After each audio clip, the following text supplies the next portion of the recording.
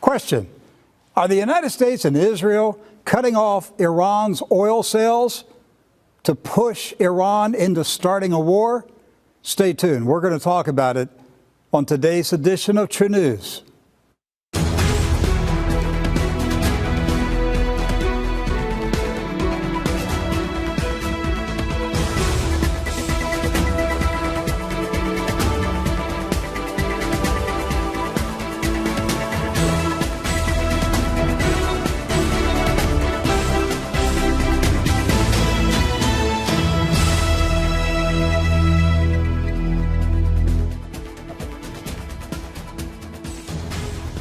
President Trump leaves the USA early next week for a series of high-level meetings in Europe. He will meet with Queen Elizabeth in Great Britain, attend the NATO summit in Brussels, spend the weekend in Scotland, and meet face-to-face with Russian President Vladimir Putin in Helsinki, Finland. Trunews correspondent Edward Zoll will be there, too. The NATO summit may be as contentious as the G7 meeting in Toronto last month. An unconfirmed report said that President Trump tossed 2 pieces of Starburst candy to German Chancellor Angela Merkel and said, quote, "Here, Angela, don't say I never give you anything," unquote. President Trump is expected to reiterate his campaign demand that European allies pay their fair share of the cost of NATO. All members are required to spend 2% of their gross domestic product on defense. Only 8 of NATO's 29 members currently meet the spending target. Those countries are the USA, the United Kingdom, Greece, Poland, Latvia, Estonia, Romania, and Lithuania. President Trump said he will not allow European allies to treat America as their piggy bank. He sent sharp letters to Mrs. Merkel, Canadian Prime Minister Justin Trudeau, and NATO officials in Belgium and Norway. The New York Times said the letters hinted President Trump may shift the U.S. defense posture should European countries fail to increase defense spending in support of NATO.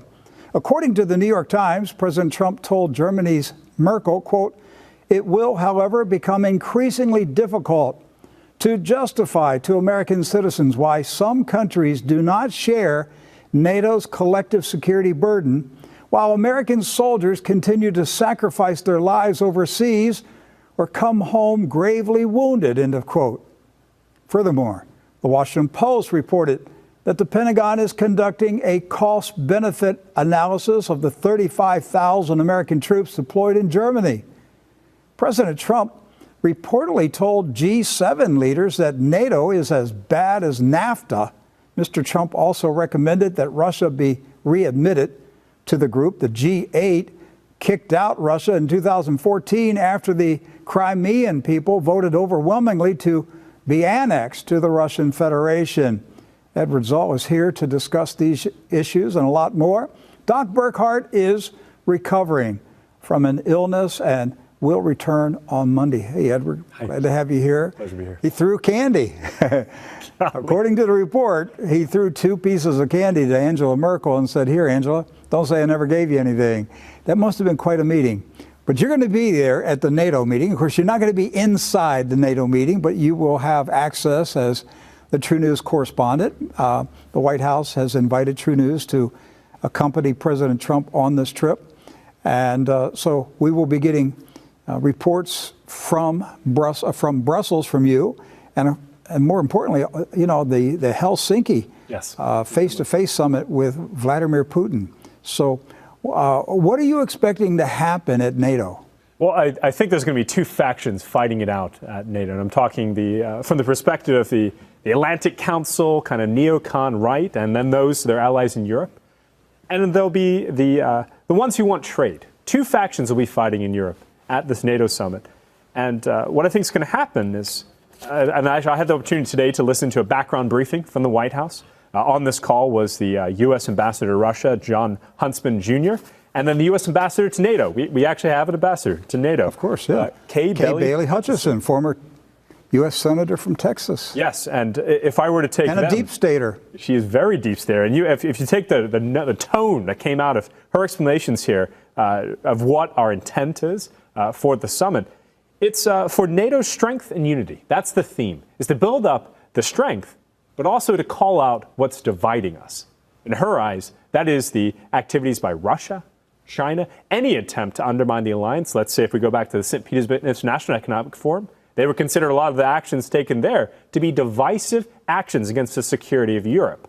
There will be a faction there will be lobbying for, this is the last time we're reaching out to Russia, the last hand we give you. We will give you an opportunity at this summit to agree to some of the requirements, such as turning down your moving out of the Crimea in accordance with the Minsk agreement, and also shutting down these adventurous plans we have for your missile systems, both your offensive and defensive, that were laid out during the State of the Union address by Russian President Vladimir Putin. Now, Edward, to me, at the core of what is happening to President Trump, with all the opposition that he has encountered, particularly the special counsel investigation of the alleged Russian collusion, which, you know, any sensible person knows there was no collusion. It's all made up. But it was aimed, and it still is today, at preventing a realignment between the United States and Russia. They knew that, I'll say they, I'm talking about the deep state, the New World Order boys. They knew that President Trump was going to reach out to Russia and say, let's stop being enemies, let's be friends, let's work together on projects.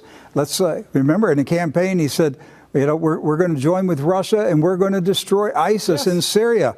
And I'm talking about Trump supporters, we're saying, yes, that's what we want to hear. We want the United States and Russia to put aside the Cold War and move on, and let's be allies. There's no reason why Russia and the United States aren't allies. That's why they went after General Flynn. They took him down very quickly. And then they just got President Trump, caught in quicksand. He's been digging himself out of the quicksand.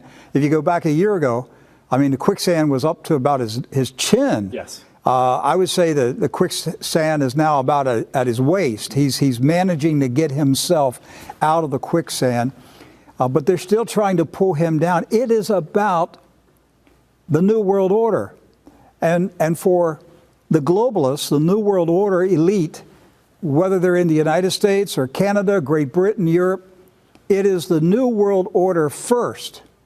And President Trump is America first. Yes, globalist first is their ethos. And so his critics say he's disruptive. He's a wild man. He's upsetting the world. He has everybody upset. He's unstable. No, he's not. He is attacking the New World Order, and he's saying, I am going to put America first. And I'm getting America out of these treaties. I'm getting America out of NAFTA. I'm getting America, he kept us from going into the Pacific Trade Agreement. He kept us from going into the climate agreement, the Paris climate agreement. He is unraveling the New World Order. And he's now going after NATO. He's telling the Europeans, look, America has been paying the bill for 70 years. It's time for you guys to cough up. I mean, the European leaders talk about a European army. Yes. Well, where are you going to get the money for a European army when you cry that you're too poor to pay for NATO? Well, the whole concept, again, of a unified Europe, it's actually kind of hypocritical if you look back at some of the reasons which were presented to America to why we should intervene in World War II, for example. We were afraid that Germany would take over the entire continent and would one day eventually threaten the sovereignty of the United States. Well, what do we have right now? We have a European Union that, for all intents and purposes, is just 3 or 4 major superpowers. And as you mentioned, they're trying to build out a unified military. They're trying to exert force on the eastern border with Russia. Germany is still running Europe. Yes. Hitler basically got what he wanted. Yes. Germany is in control of the European continent. Vladimir Putin is going to meet with Benjamin Netanyahu before he meets with President Trump.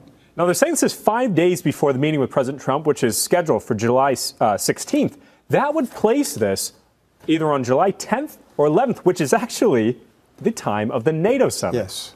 You think about the significance of this. You have Vladimir Putin, the leader of honestly, the Eastern bloc of powers. He's much more vocal than President Xi Jinping. He's honestly the more advanced as it comes to military strategy and unification in this bloc.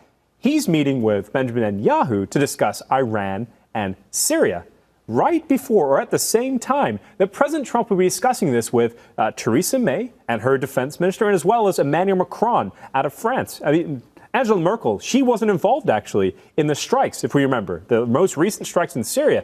So I'm almost wondering if the two major players will be the United States, United Kingdom, and France. But this Mr. Netanyahu is making sure that Israel's interests are being watched out for, which is his job as prime minister. So he is rushing to a meeting in Moscow with Mr. Putin. Yes. So that the Israeli position is still ringing in Mr. Putin's ears by the time that he meets with President Trump. And the issue is going to be, as you said, Syria and Iran. Those are the two countries that they have to deal with. And it's basically Iran, because Iran has put troops into Syria. The Iranian troops are in Syria because, as I said many times, the United States, Saudi Arabia, and Israel in 2013 launched a war to take down the Syrian government. They've got a blowback. It didn't go the right way. They couldn't take down President Assad. Now they have Russian troops there. They have Iranian troops there. So Mr.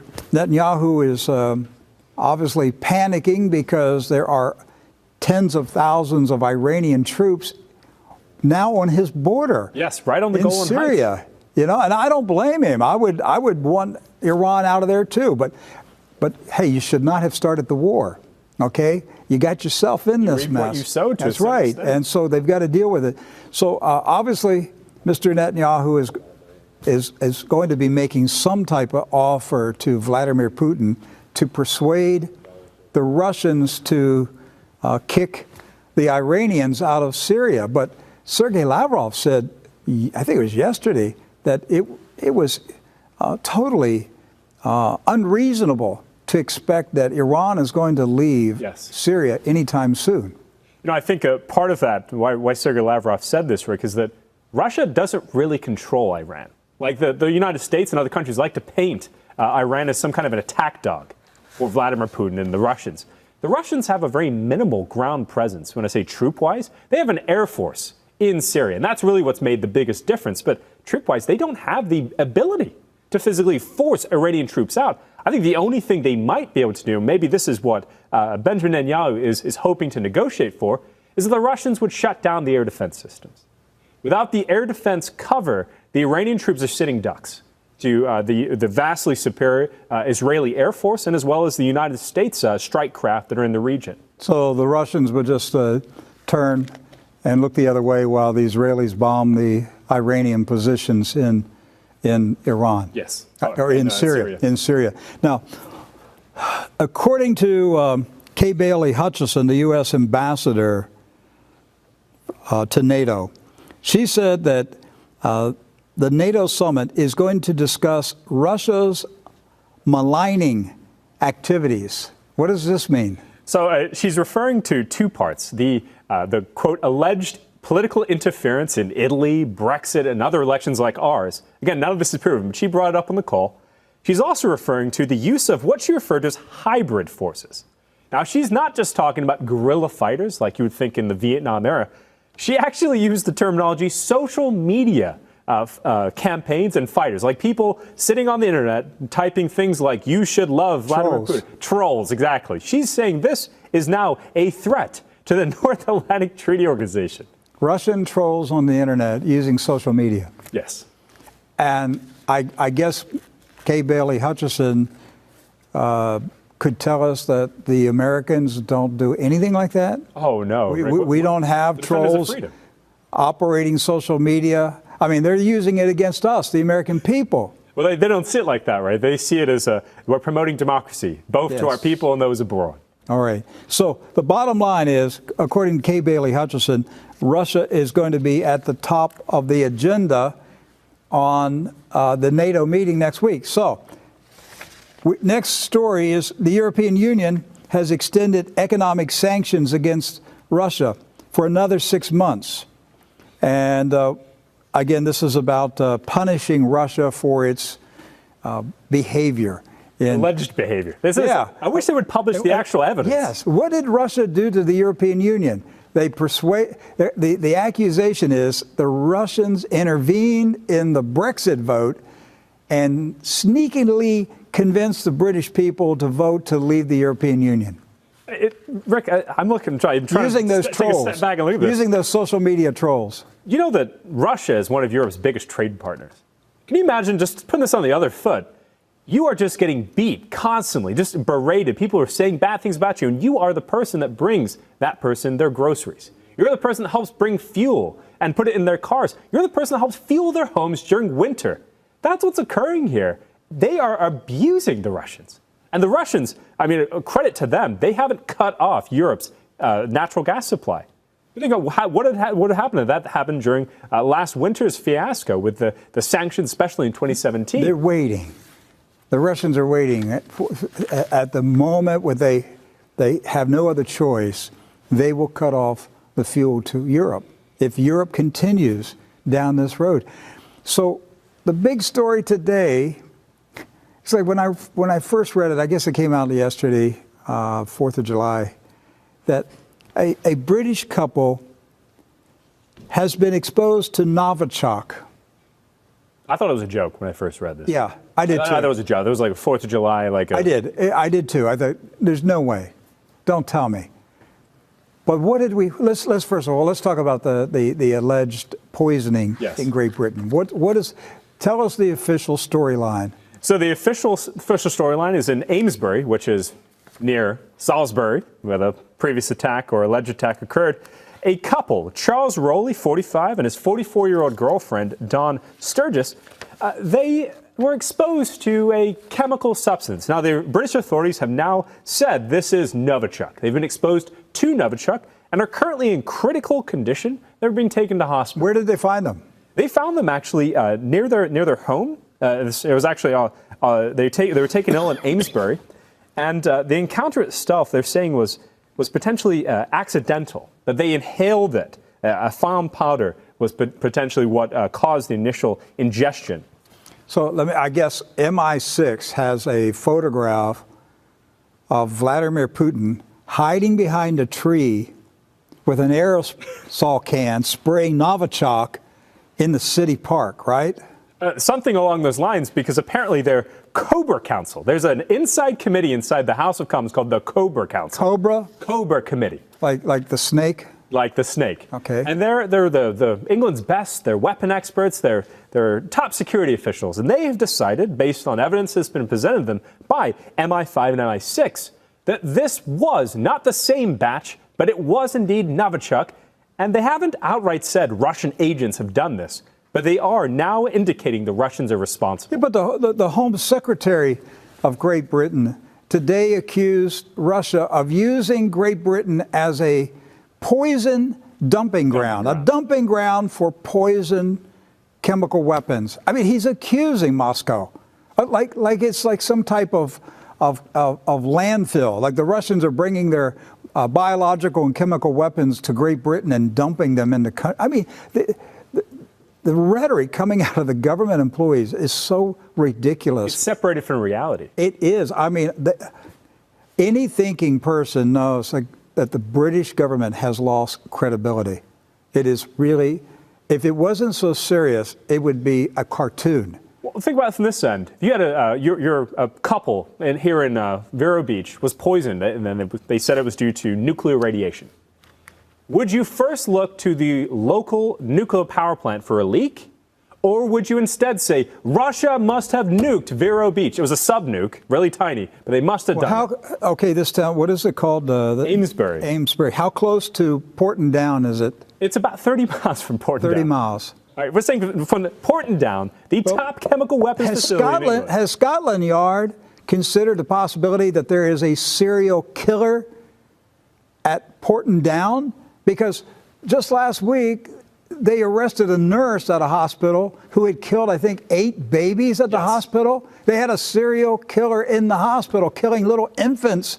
So maybe they have a serial killer at Porton Down. What's interesting about this, they don't mention Portadown, but you mentioned Scotland Yard. Neil Basso, the Scotland Yard's counterterrorism chief, he did say in a statement, following the detailed analysis of these samples. This is mentioned. We can confirm that the man and woman have been exposed to the nerve agent Novichok. Detailed analysis. Did he do that at his desk in Scotland Yard? Where do you think he did the analysis? Well, of course, important downs. All right. But what detailed analysis? So how do they? I mean, did they find a can of Novichok spray? You know, in the city park or wherever this couple was found. Where did they get the sample to do the analysis? They are saying that this is from a found powder that was recovered from the crime scene, but they're not giving details to the sense of we want to know a recreation of the crime scene. Oh, so there was a little pile of Novichok dust beside this couple. Yes, and they're going to give more details, he said, in the future here, but it is as vague as the initial reports out of Salisbury were. But the point here is that they don't mention Portadowns. The Portadown is not mentioned in any of the stories in the British media. Of course not. But you figured that would be something of a central point. And the British government is telling local citizens, make sure you wash with soap and water. So get into the water supply. It's really For smart. real.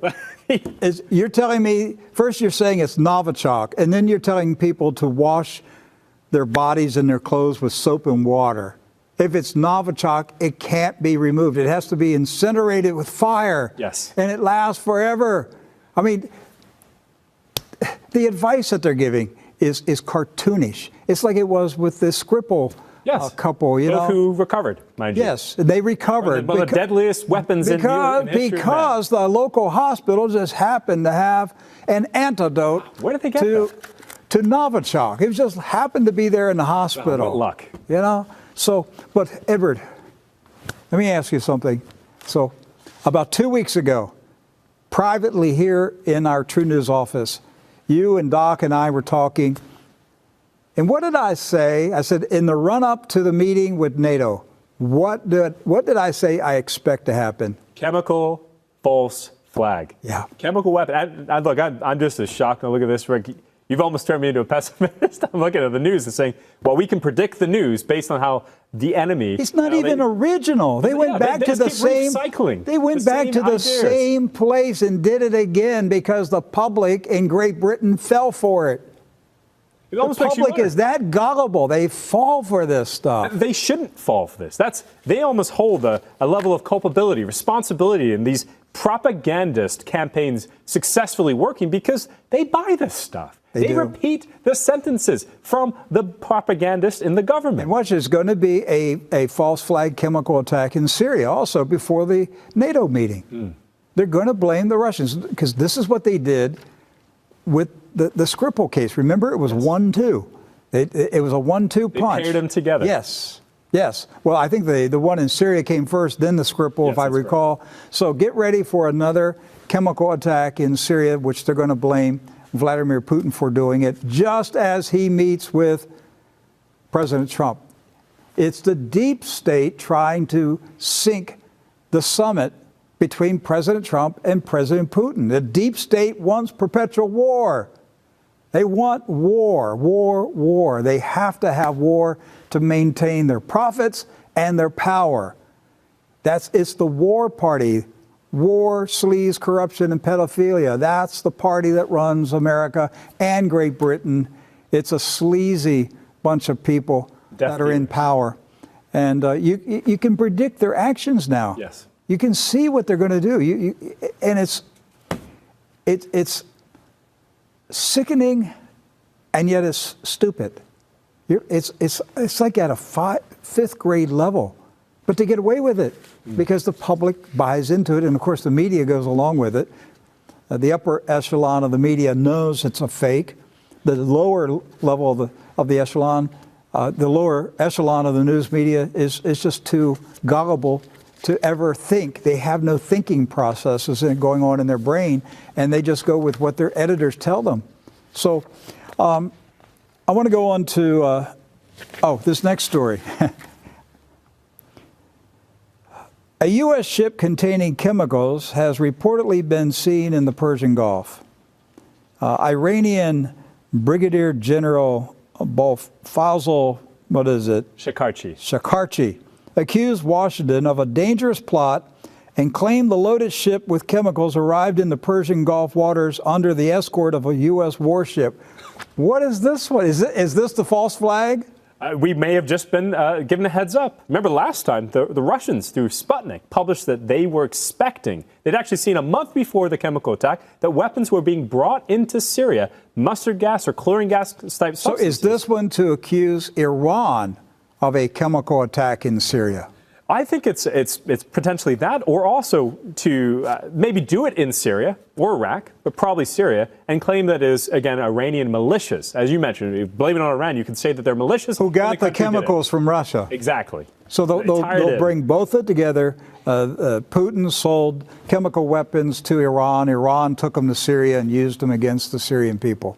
There's something that really shocks me with this, Rick, is they're actually naming the vessel. Some of it's going to drift over the Golan Heights, and there'll be an Israeli goat, an Israeli goat that dies on the other side. It'll go viral on social media. So absolutely, the entire U.S. infrastructure will be in a reprehension for it. Oh my goodness, look what's happened in this realm. Hey, we have 1 week, just a little over a week.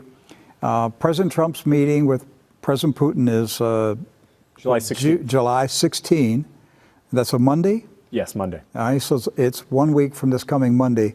Just pay attention. Watch for the signs of false flags happening. That the blame is on Iran and or Russia. Something's coming in the next week or so.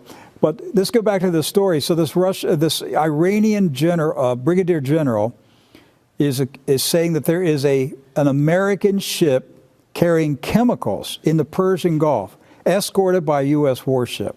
What else does he say here? So he names the nomenclature. Actually, the call sign of the vessel is the MV Cape Ray. And the interesting thing about this, Rick, is that every vessel, based on international maritime law, there's a record of their travels. What Brigadier General Shakarchi has claimed is that this vessel was seen previously off the coast of Syria and Iraq. At other times, there have been chemical provocations and attacks in Syria. He's inferring, basically, this ship is the ship that transports the chemical weapons in? Yes. And let me guess, we're going to have satellite photographs that are going to be blown up, and you're going to see big cans on the ship. No, that wouldn't work. I'll let that one go. Okay. All right. I was trying to think through how they're going to do this, but the bottom line is that they're going to. It appears that the U.S. and Great Britain and the Western deep state boys are getting ready to pull off another false flag, and most likely it will happen in the next week before July 16. And look, when we talk about evidence, we spoke previously, what is evidence they brought forward against Russia for allegations? Well, in this case, this ship can physically be searched. The United Nations, United Kingdom, the U.S. always we want inspectors to come in and look at North Korea's weapons. We want to look at Syria's chemical weapons arsenals.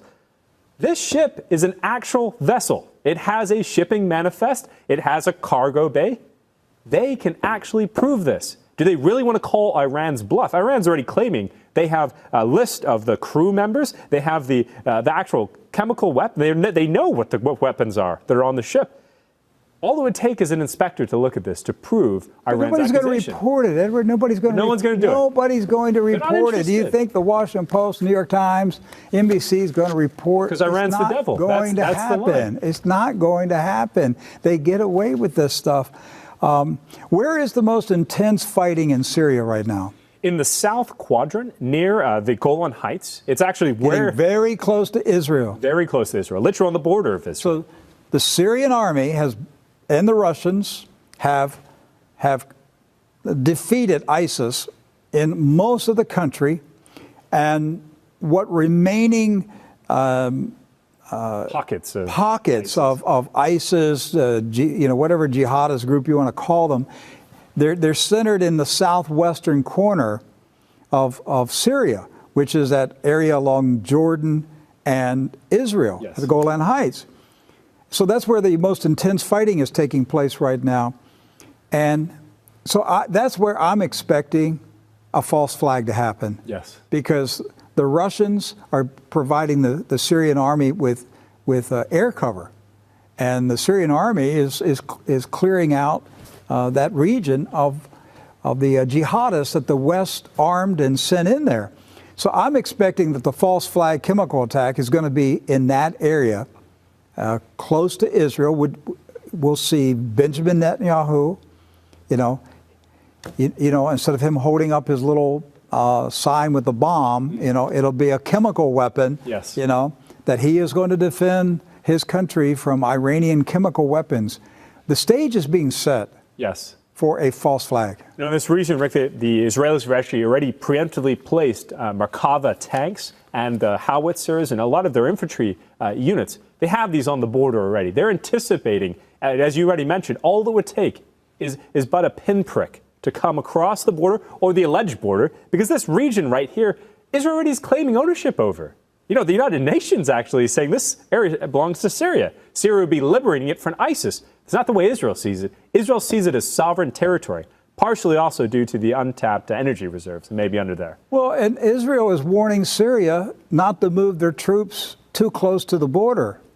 Well, it's Syria's country. Syria's country. All right, they have the right to put troops right up to the border if they want to, but Israel's saying no. You know, we're gonna defend our national security if you get close to the border. Well,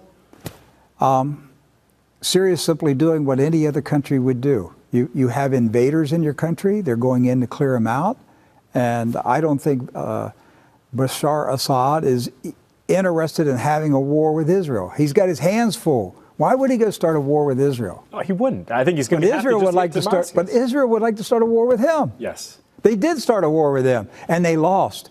The United States, Saudi Arabia, and Israel lost the war. And so they've got to change the dynamics of this debate right now. Okay, so that takes me to the next one. This is a Wall Street Journal report from about a week ago, June 25th. It says, King Dollar tightens noose on Iranian economy. The Wall Street Journal said June 25th, foreign banks that kept Iran trading oil through previous sanctions are pulling out under pressure from the latest round of U.S. restrictions, hitting a lifeline for the Iranian economy. Even banks with no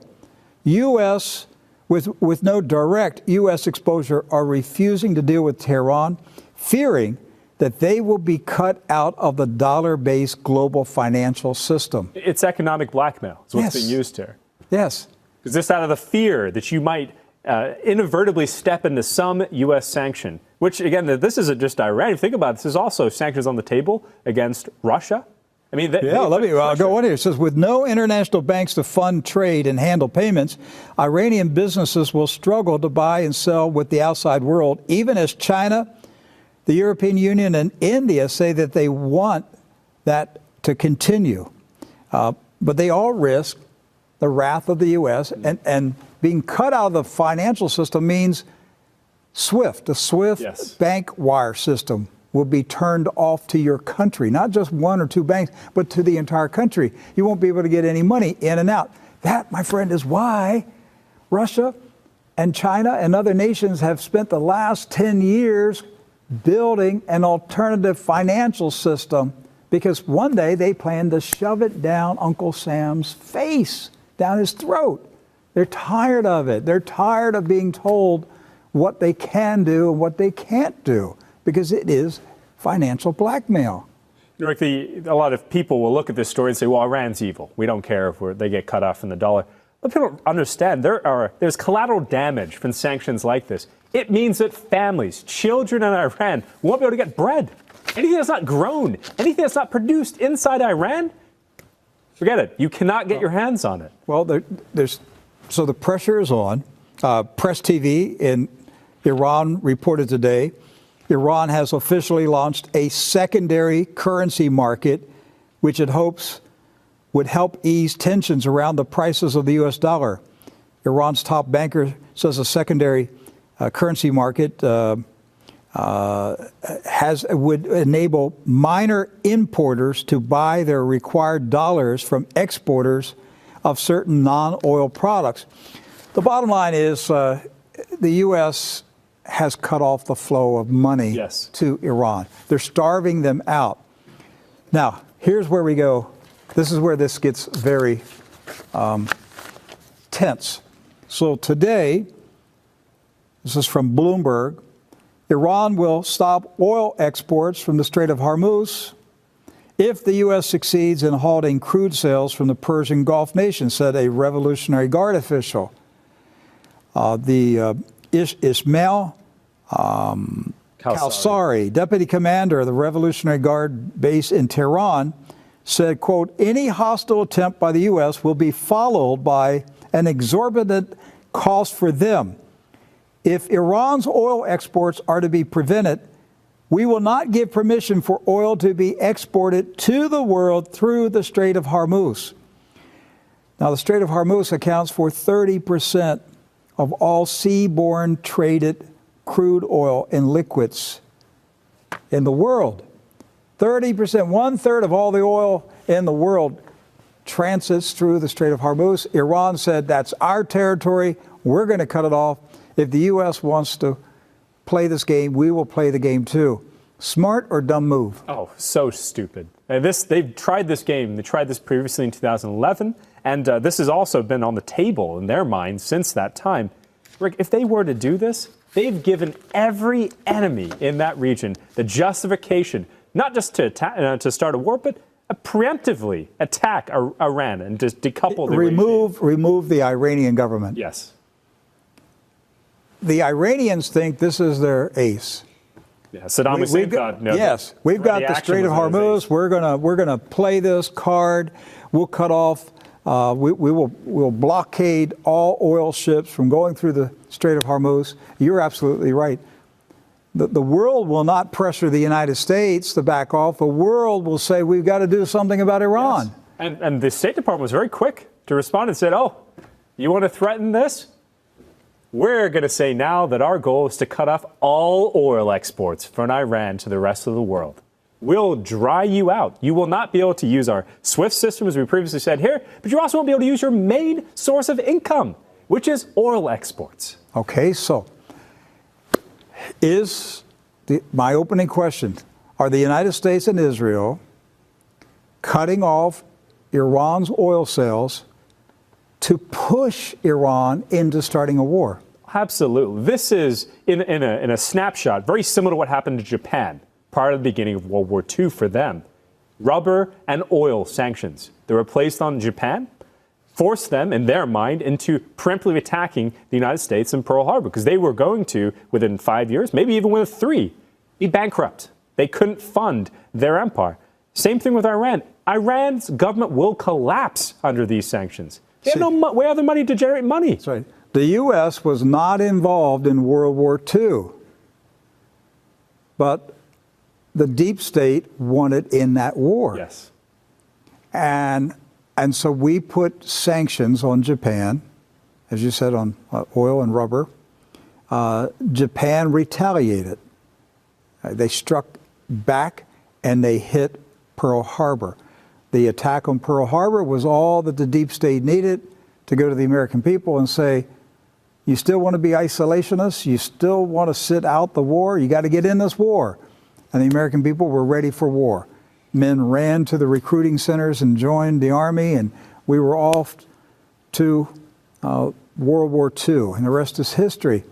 But the deep state needed a way to provoke somebody to attack the United States, and they needed a way to get the American people angry to get into the war.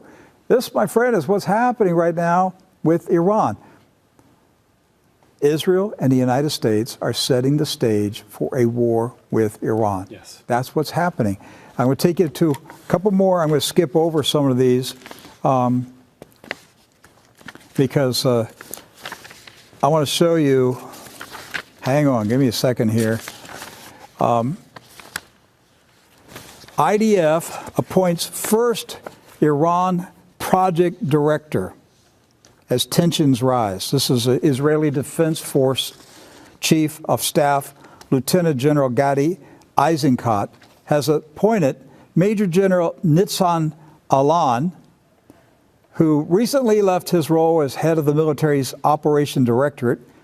He's been appointed as the first director of a special IDF project to coordinate all military issues related to Iran.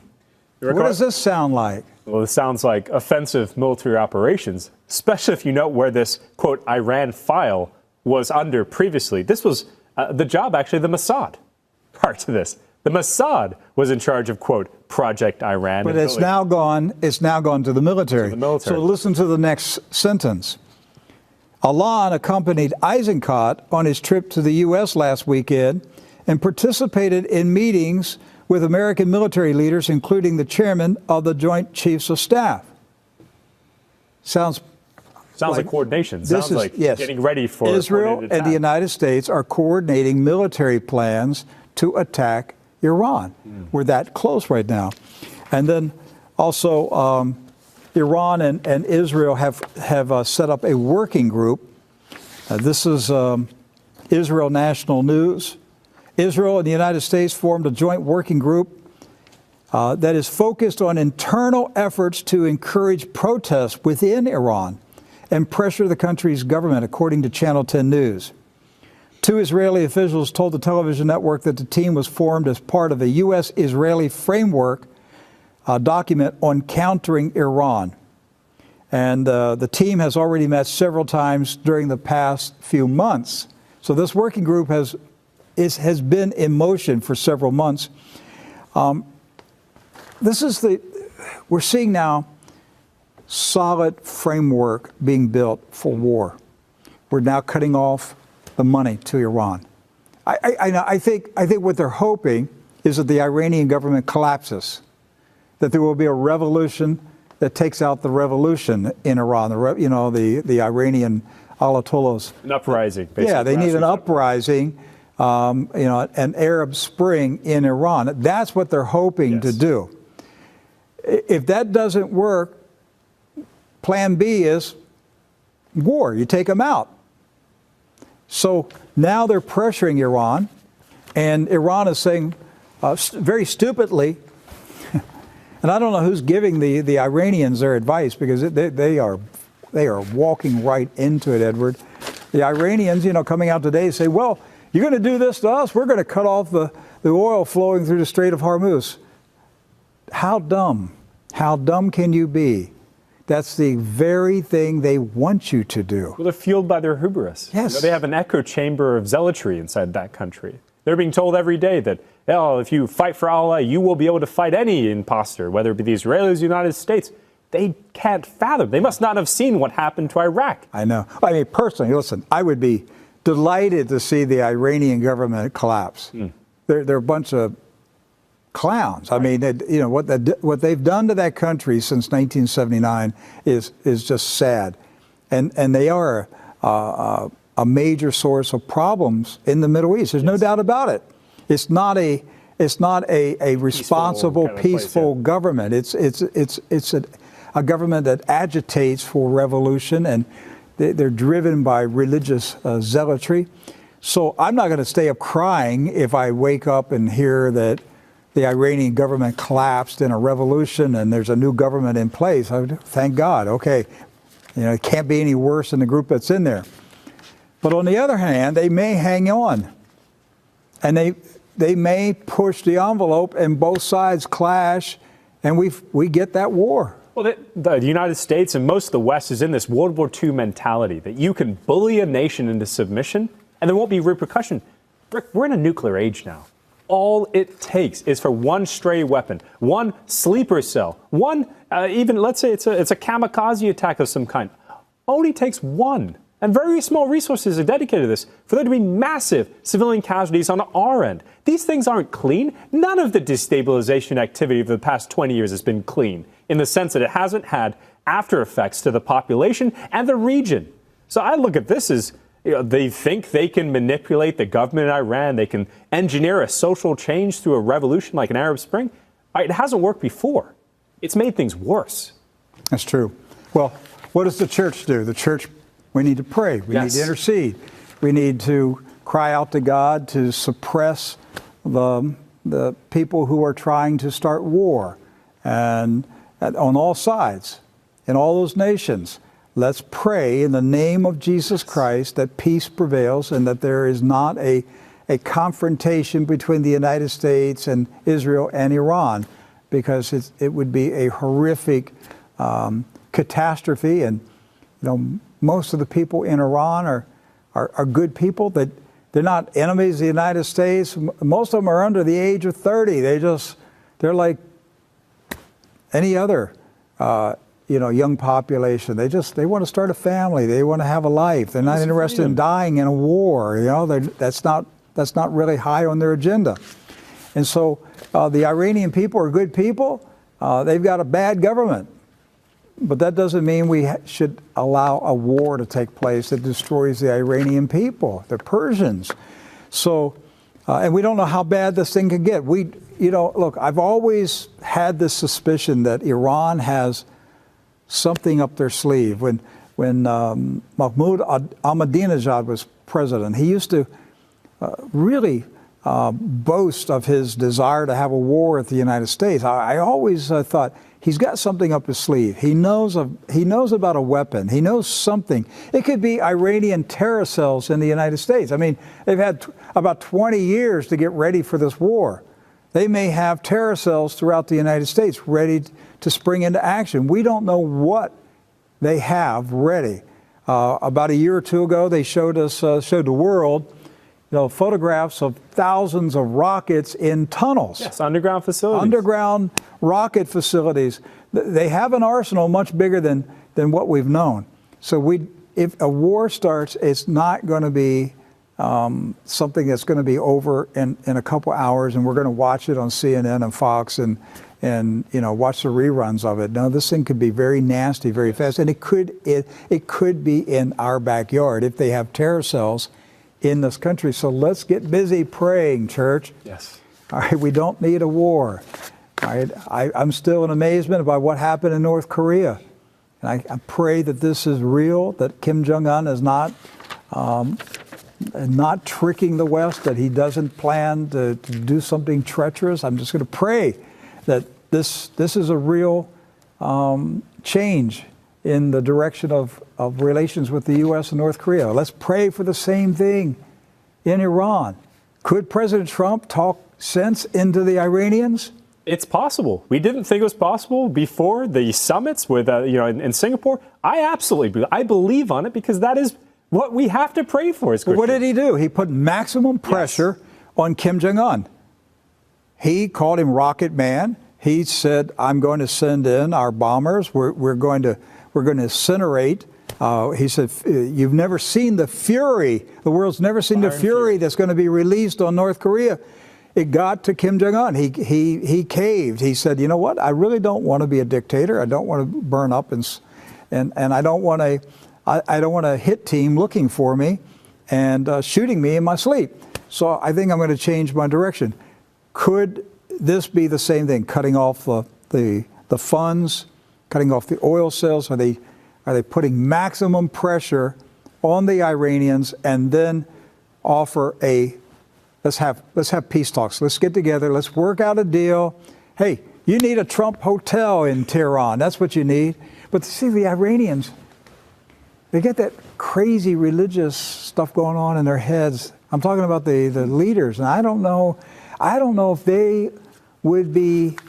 I don't know if they would if financial benefits would really appeal to them, because they're not driven by the quest for money. They're driven by the quest for ideological purity. I think you're absolutely right, Rick, and I think maybe the strategy that the Trump White House has been kind of taking under is that they're going after the support base. Like, we go back to what's going right now in Palestine. I think President Trump feels that he might be able to deflate the necessity for foreign Iranian militias in, let's say, Palestine, let's say in the West Bank and the Gaza Strip, but also in Yemen. The regions that have accepted Iranian help or Iranian militias, they have been under direct threat from either the West or Israel, another faction. If there is peace in those regions, there is no reason to have to bring in the Iranians. You don't even have to deal with the Iranians in that regard. Those countries will expel them. That's right. And domestically here, short of war, if the Iranians do cut off the flow of oil in the Strait of Hormuz, you're going to see oil prices probably go to, probably $200 a barrel, which would put, I don't know, the average price of gasoline, probably about $10 a gallon in the United States. So be prepared for financial shock in the coming months if this happens.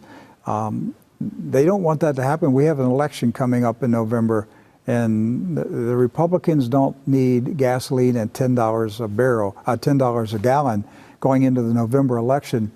So a lot of stuff is happening here, and we just need to continue to pray for President Trump and our leaders.